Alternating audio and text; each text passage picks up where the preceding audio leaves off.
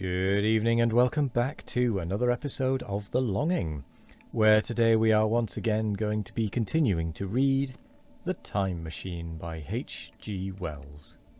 So, let's get going. As they made no effort to communicate with me, but simply stood round me smiling and speaking in soft cooing notes to each other, I began the conversation. I pointed to the time machine and to myself. Then, hesitating for a moment how to express time, I pointed to the sun. At once a quaintly pretty little figure in checkered purple and white followed my gesture, and then astonished me by imitating the sound of thunder. For a moment I was staggered, though the import of his gesture was plain enough. The question had come into my mind abruptly. Were these creatures fools? You may hardly understand how it took me. You see, I had always anticipated that the people of the year 802,000 odd would be incredibly in front of us in knowledge, art, everything. Then one of them suddenly asked me a question that showed him to be on the intellectual level of one of our 5-year-old children. Asked me, in fact, if I had come from the sun in a thunderstorm. It let loose the judgment I had suspended upon their clothes, their frail light limbs and fragile features. A flow of disappointment rushed across my mind. For a moment I felt that I had built the time machine in vain. I nodded, pointed to the sun, and gave them such a vivid rendering of a thunderclap as startled them. They all withdrew a pace or so and bowed. Then came one laughing towards me, carrying a chain of beautiful flowers altogether new to me, and put it about my neck.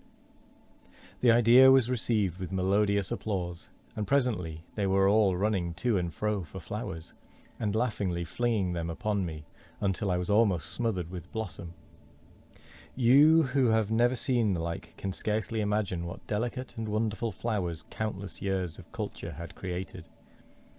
Then someone suggested that their plaything should be exhibited in the nearest building, and so I was led past the Sphinx of white marble, which had seemed to watch me all the while, with a smile, at my astonishment, towards a vast grey edifice of fretted stone. As I went with them, the memory of my confident anticipations of a profoundly grave and intellectual posterity came, with irresistible merriment, to my mind. The building had a huge entry, and was altogether of colossal dimensions. I was naturally most occupied with the growing crowd of little people, and with the big open portals that yawned before me, shadowy and mysterious. My general impression of the world I saw over their heads was a tangled waste of beautiful bushes and flowers, a long-neglected and yet weedless garden. I saw a number of tall spikes of strange white flowers measuring a foot, perhaps, across the spread of the waxen petals. They grew scattered, as if wild, among the variegated shrubs. But, as I say, I did not examine them closely at this time. The time machine was left deserted on the turf among the rhododendrons. The arch of the doorway was richly carved, but naturally I did not observe the carving very narrowly, though I fancied I saw suggestions of old Phoenician decorations as I passed through, and it struck me that they were very badly broken and weather-worn. Several more brightly clad people met me in the doorway, and so we entered. I, dressed in dingy 19th century garments, looking grotesque enough, garlanded with flowers, and surrounded by an eddying mass of bright, soft-coloured robes and shining white limbs, in a melodious whirl of laughter and laughing speech. The big doorway opened into a proportionately great hall hung with brown. The roof was in shadow, and the windows, partially glazed with coloured glass and partially unglazed, admitted a tempered light.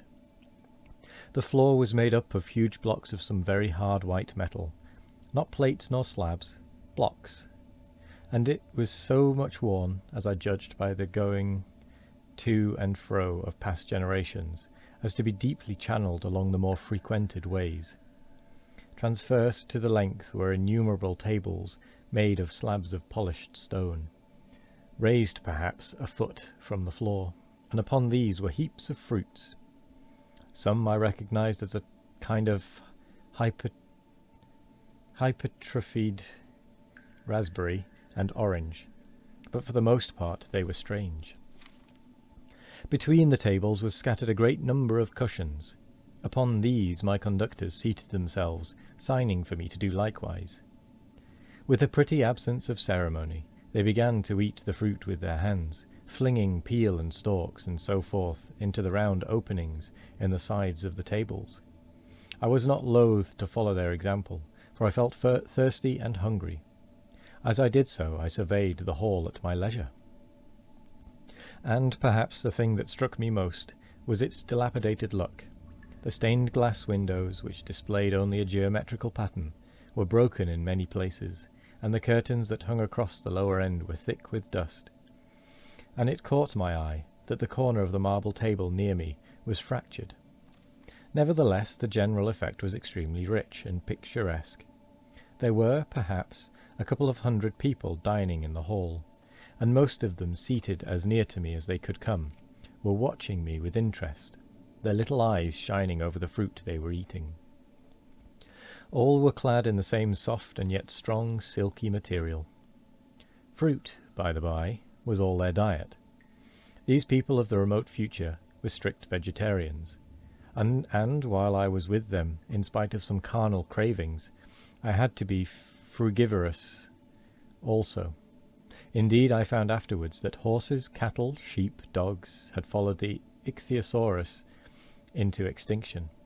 But the fruits were very delightful, one in particular, that seemed to be in season all the time I was there. A flowery thing in a 3-sided husk was especially good, and I made it my staple. At first I was puzzled by all these strange fruits, and by the strange flowers I saw, but later I began to perceive their import.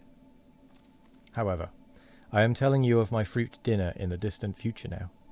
So soon as my appetite was a little checked, I determined to make a resolute attempt to learn the speech of these new men of mine.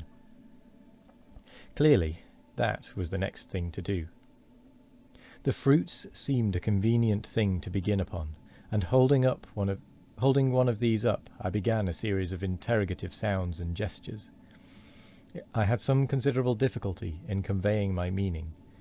At first my efforts were met with a stare of surprise or inextinguishable laughter, but presently a fair-haired little creature seemed to grasp my intention, and repeated a name. They had to chatter and explain the business at great length to each other, and my first attempt to make the exquisite little sounds of their language caused an immense amount of amusement. However, I felt like a schoolmaster amidst children, and persisted, and presently I had a score of noun substantives, at least at my command. And then I got to demonstrative pronouns, and even the verb to eat. But it was slow work, and the little people soon tired and wanted to get away from my interrogations. So I determined, rather of necessity, to let them give their lessons in little doses when they felt inclined. And very little doses I found they were before long, for I never met people more indolent or more easily fatigued. A queer thing I soon discovered about my little hosts, and that was their lack of interest. They would come to me with eager cries of astonishment, like children. But, like children, they would soon stop examining me and wander away after some other toy. The dinner and my conversational beginnings ended. I noted for the first time that almost all those who had surrounded me at first were gone. It is odd, too, how speedily I came to disregard these little people.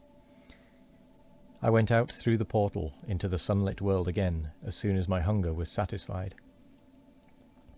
I was continually meeting more of these men of the future, who would follow me a little distance, chatter, and laugh about me, and, having smiled and gesticulated in a friendly way, leave me again to my own devices. And with that, we come to the end of another episode. So I'm going to say thank you very much for joining me today. I hope you all have a wonderful morning, evening, afternoon, or night, no matter what time of day it is. I hope you all have a wonderful one of it. And as always, we will be back tomorrow for more of The Longing. Goodbye.